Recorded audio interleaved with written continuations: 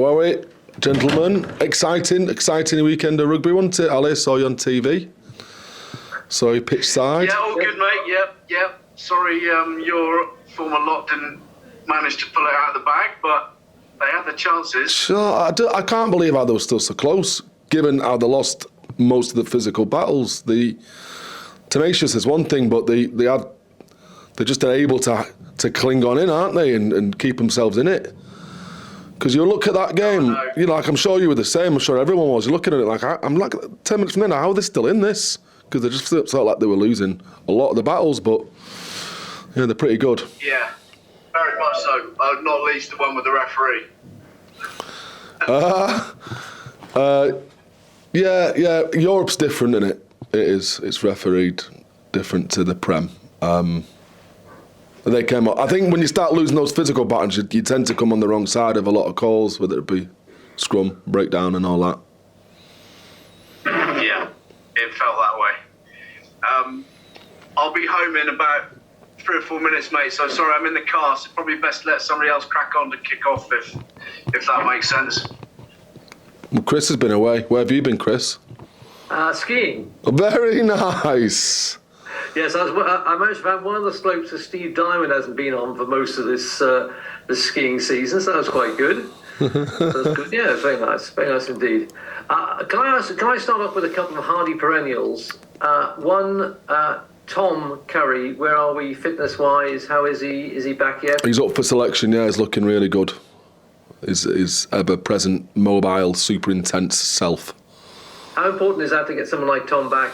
You're second, but obviously the gap has closed a bit. You want that second place, obviously, don't you? Yeah, I want to get some form with this group. Want to find some form with a group this group particularly that hasn't played a vast amount of rugby together, but certainly it's our group of most experienced players, and for that they need game time. So the more game time we can get them together, the better, and the longer they play together, the better the performances, the more chance we'll win. That's the equation I'm working towards. So, yeah, I know you like to look at various ways of examining your players, but post-Cardiff, this period, what have you done, and how important is someone like Tom coming back into the playing side of this, just to add a little bit of extra something? Yeah, we just worked a lot on our connections, both talk and work off the ball. Our defence has been key to get back to a level which is extremely hard to break down. We've just been too easy to break down, on transition. So we've spent a lot of time on that. That's the detail, as well as working in and around our game model, how you work your way up the field. Through leaning into your strengths. So getting clarity and understanding on that. Whilst day-to-day ticking off on purpose, and that purpose being a bit of recognition for all the hard work they put in, Chris. Now's the time to capitalise on it, not just to lean back and sit on it. So, yeah. Is there a danger, because you've come so close to clinching that second place, the foot coming off slightly mentally? Thinking you've almost done it? No, I think that danger might have been there maybe around Christmas. Right now, no, but not at this point in time. There's awareness of the importance of every game now to make sure that we're able to secure a home semi. That's what everyone's chasing, isn't it? So.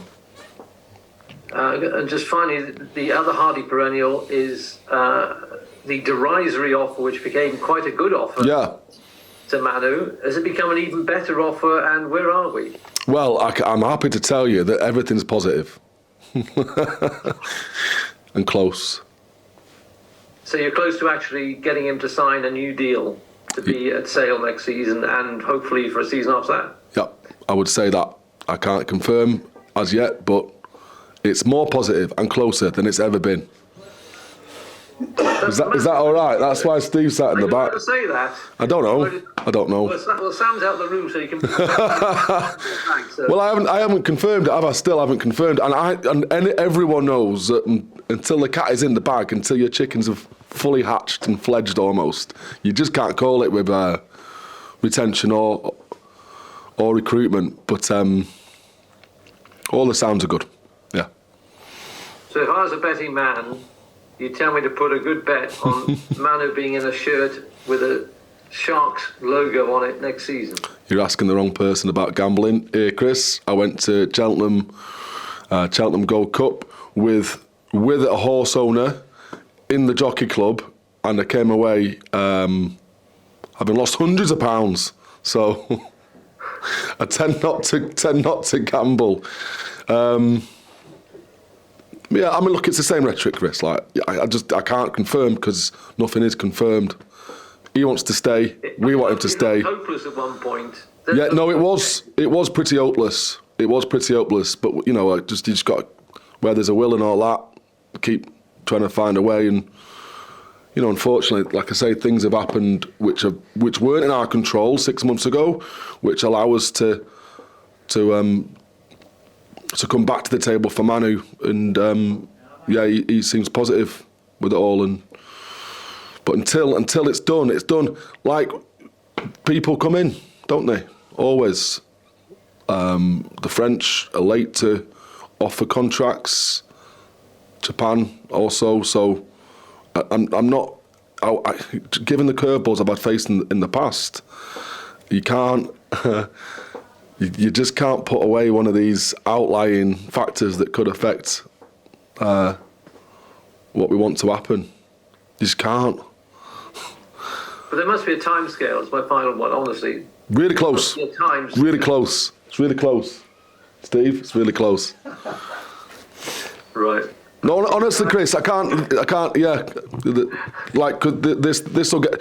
It's actually in the laps of agents now. It truly is. If it was my decision, and you could take agents out of it, this would be done weeks ago. It would be done because, you know, I want it done quicker. Manny wants his future solved quicker, but this is in the corporate legal ether. Thank you. Over, lads. Cheers. Hey Alex, Will here. How's it going? Hi, Will. Good, thanks, pal. Just a quick one on that topic. On a wider sense, I guess people from the outside would look at it and say, well, look, it's going to be difficult to keep Manu, looking at others that are leaving. So if you were to keep him, how much of a boost is not that just for Sale, but for English rugby, that one of the big dogs is staying? Because there are quite a few that aren't. Yeah, rugby in general tells you that not everyone's, you know, it's wrong that. I was about to say something then, and I'm glad I just managed to stop myself. Well, it's a finite career. You've got to earn what you can from your career. But there's this whole thing about that peak end effect. Like I might have mentioned it before. Like, a lot of these lads end up remembering the peaks and the troughs of the career and the back end of it. And I think, you know, certainly for Manu, coming to the back end of his career, he wants it to be memorable. He wants it to be the right life choice, not just the right financial choice. We've discussed it long and hard, and it's a really good advert for rugby in general, that everyone's not out there just chasing the pound coin or the euro, as it is. Yeah, perfect. Okay.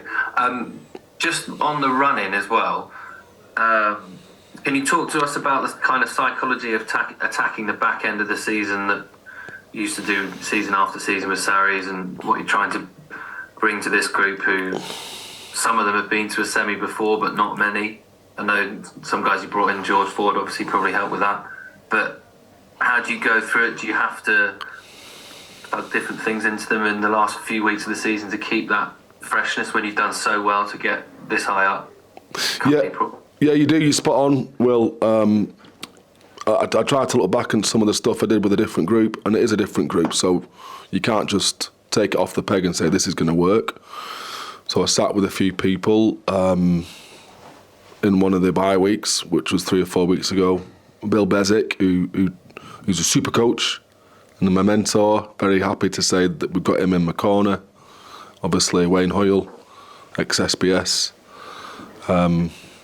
And a few others, and we looked at a lot. I tried to contrast some of the attributes across different really successful sporting organisations. As much as a folly for me, really, as it was for these boys, because it's what interests me. So what we determined and what we agreed upon wholly was that at this point in the season, very little separates teams by way of talent. So talent kind of evens itself out because all good teams have good players. Then you've got a game plan, right? Game plans and good preparation that gets you through a season that separates some of the wheat from the chaff. Again, like better teams nullify your ability to execute your game plan. So, by definition, like by rights, like what you just said, it becomes about attitude. It has to become about attitude. Attitude at this end of the season that allows, you know, really good teams to become great teams, I guess. So what is champion attitude? What encompasses that? That's what we've been looking at without looking too far ahead, because you've already mentioned a semi there, and once you start looking at semis, then you take your eye off Bristol, who we've got this weekend, and Gloucester next weekend. So looking at the long game, which is only 5 games away, and bringing it back to this week. Part of that, I think you might have mentioned it, Chris, was probably around Christmas time. I think we were looking over your shoulder. You know, you have a buffer at second, and you're 10, 12 games, 12 points up, and you're almost looking like who's chasing you. You're looking behind you a little bit, and that's a really bad attitude to have, because then you start to hold on to what you've got than trying to improve and where you're at. So, you know, shifting that focus from one of looking over our shoulder to looking up ahead and what's in front of us and going after them. But not Saracens by any stretch, just by the people we're playing. Yeah. In your experience, do the teams that nail it and win titles, when they get to this point, do they keep it the same as how they've been doing all season, or do they add a subtle level, whether that's mental, tactical, or tweak something that then pushes them on to the last month or so? Yeah, my experience, you tend to lean into an aspect, so it has to be aspirational but tangible. Well, but mainly attitudinally biased. That makes sense. So, like in the past, Saracens have talked about at this point in the season, or this last run of games, you know, being the toughest team, right? What does that mean? And you can dissect that into collisions or how you respond, and you can look at that at points in the game. Toughest in any manner, however you choose to define it, you can, as long as you're inspecting it, then it's something you can measure and grow on, but it gives you that kind of mental focus. So that was just one example. I think that was like 7 or 8 years ago that I dug up. So it's stuff along those lines, but there's fat chance I'm telling you what we're going after here. Just the last one on it. Do you just want 3 top performances and you know that will lead to points, or do you have to look at a target of we've got to get 7 points or whatever it is to secure what we want? Is it a mathematical thing, or is it more just a feel thing? It's definitely a feel thing for me. It's a fitness and form and feel thing. Because I think we know, like, given some of the performances we've had, and not recently either, as I say, not with this group recently, but they have the ability in coming together with increased cohesion to probably break the ceiling of where we've been. We believe that. So that comes through form. So good performance, and that's all you want back into the season. I think if you're in form and you're feeling good and you've got your players fit, which we generally do have, then you're in your best place to challenge. So rather than looking at points and just saying this will get us there, it's like, no, I want to get there in form with a higher ceiling than where we've been. Cool, thanks very much. Cheers, Walt. Good questions, mate. Difficult. I had to sidestep around them, yeah. Hi, Alex. Can I just clear up the timeline on Tom? So he got injured at Quins. Got injured at Quins, didn't he? Then missed the first 2 Six Nations games. Then did he get injured after playing in Northampton? Yeah. Yes. He went. Yeah. He went to England camp, and a combination of how much he played at the weekend and what he did in the first day meant that he got a hamstring injury. Right. So he's had one game in about 2 months. I mean, what's he like as a patient when he's not playing? Looks after him. He's very easy. It's very easy, very motivated, very process driven, very motivationally driven. So like, you could just leave him alone and like on with it, but that's negligent coaching, isn't it? So I have had a few short conversations because he doesn't like long ones. He's gonna hit the deck running as he has done every time he's come back. The injury that he's had this time is the same injury, but on the other leg than what he had when he got injured pre the Six Nations. So he understands the loading aspect and what to do to come back in form, which he did against Northampton. He was brilliant against Northampton. So there is high expectation, but he's a great player, so I think he puts that on himself. Great. Thanks, mate. Cheers, Adam. Alex, where are we at with Dan Dupree? Seems to me to be pretty critical to your chances, your hopes. Where do you? I think I've got the gist of it, Al. He subluxed the shoulder, from my understanding, so he had some kind of loose ligaments around his shoulder, which didn't require immediate surgery. He went for a scan, saw a specialist, talked to the specialist whether there's an amount of rehab that he could do with extensive strapping that will allow him to come back in towards the tail end of the season. And I'm happy to say he's about 90% strength of what he was previously now. There's obviously some damage there and a bit of looseness, but from my understanding, if he was to dislocate it again or sublux it again, he wouldn't do many more harm than what he's already done. He still needs an op at some point. So the choice was put over to him. Do you want to get the op now, bearing in mind that it's a long pre-season, or do you want to give it a go in terms of rehab and maybe make a push for the final 2 or 3 games? And he chose the latter. What a man. What a bloke. So we're hard at work trying to get him back on the field. A good chance he will. Good stuff. And what about any more thoughts as regards the George Ford, Rob Dupree scenario? Are you happy that you can play them at 10 and 13 and that's your best combination? Where are you sitting with that challenge at the moment? That'd be telling, wouldn't it, Ali, ahead of the game? But I'm sure Bristol we've got scenarios for either or, and they'll have a training day tomorrow. So undecided long term.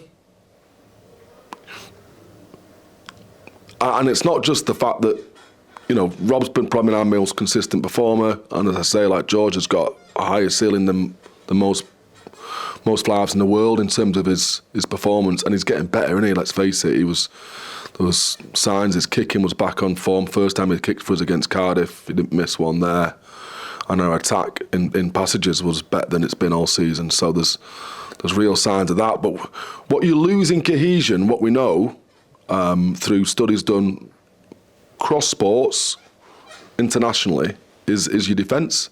Like, really good players create the one-on-ones in attack for half breaks and for tries, but your cohesiveness, your defence comes down to cohesiveness, time spent, small talk, understanding where you need to be to protect inside, outside shoulders, all that kind of stuff. So that's what we've been discussing by way of selection.